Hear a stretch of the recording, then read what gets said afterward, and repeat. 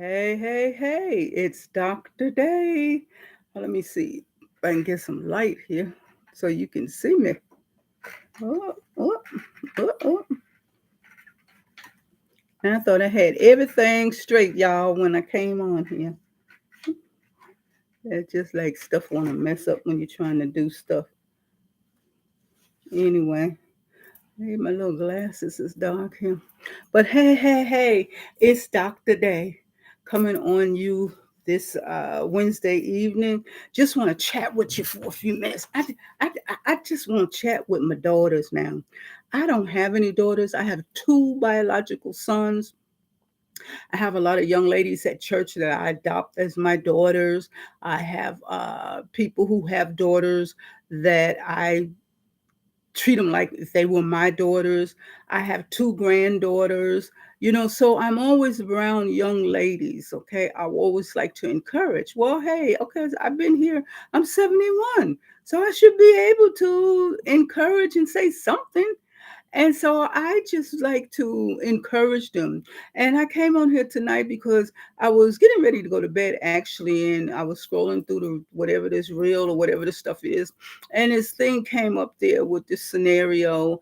I don't know if they was doing it for clout at the word. I'm trying to learn all these little lingo and terminology that's going on. But well, I don't know if they did it for that or I don't know what the reason. And it was a lady standing on her phone. And she said she was in Atlanta and she was standing by a Lamborghini or some kind of fancy car. And the guy spoke to her. And, you've seen those reels. And the lady, they walk past because they got the nose up. Either the guy looked like he works at a franchise. And she's so used to, because the world had presented to her and portrayed to her that her culture now is she needs to be with the elite in the basketball and the football players, and she need to be on the arm or so and so and so and so. So you know the story.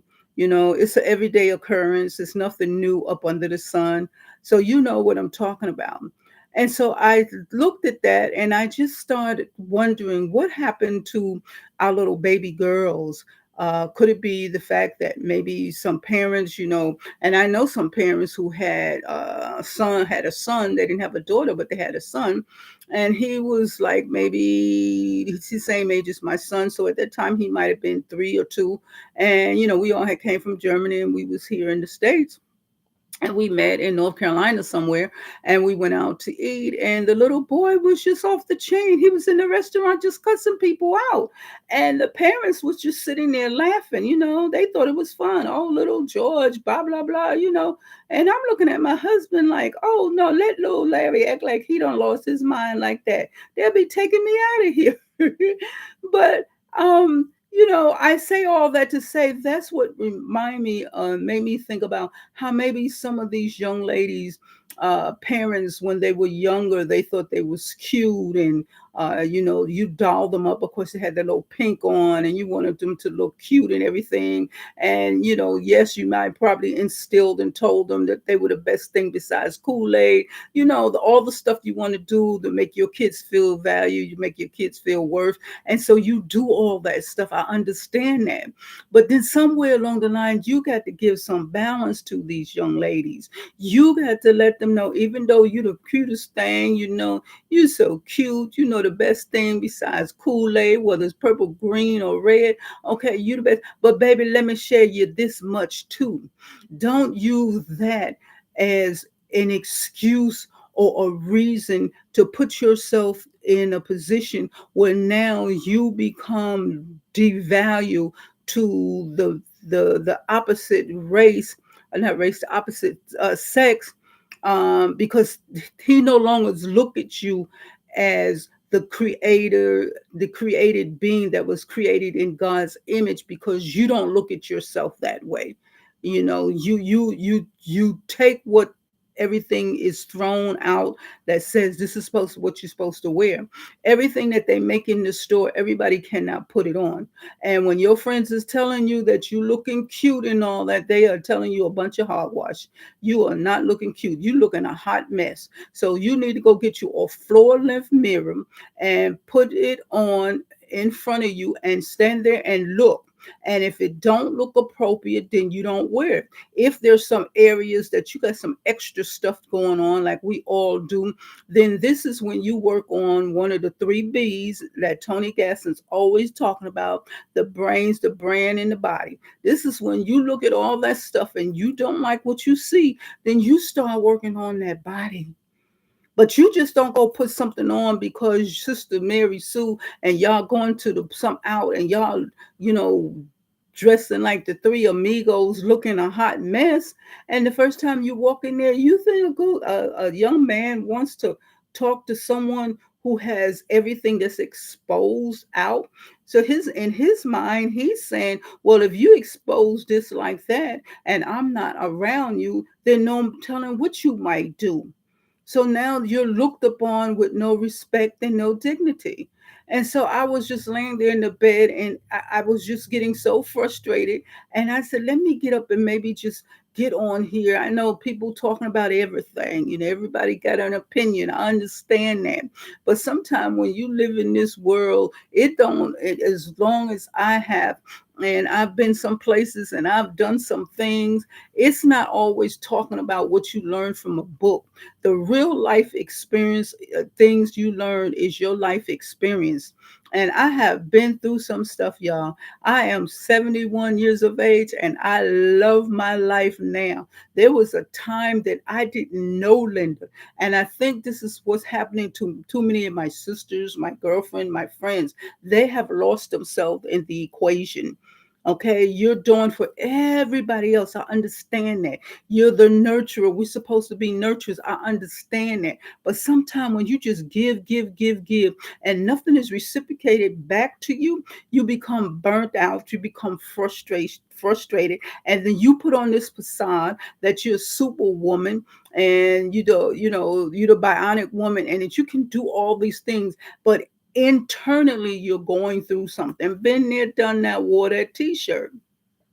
And so when you are internally things going on with you, then you want to get it off of you. Coming from the inside, you want to get it off of you. So you put it on the outside. And so everything that you've gone through, or everything that you have felt, everything you talked about, or, you've been talked about, your imagination is telling you this, your family don't love you, so you got all these things, your husband don't love you, the kids act like they're crazy, the dog done chewed up the front, the whole nine. You got all these gamuts of stuff that's going on.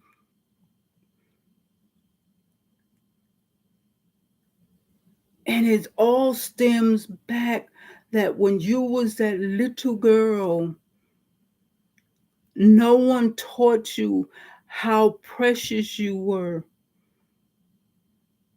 And you continue to grow with this infestation inside of you that now that you an adult, you say, I can do what I want, when I want, how I want it, and where I want it. And that's what you do.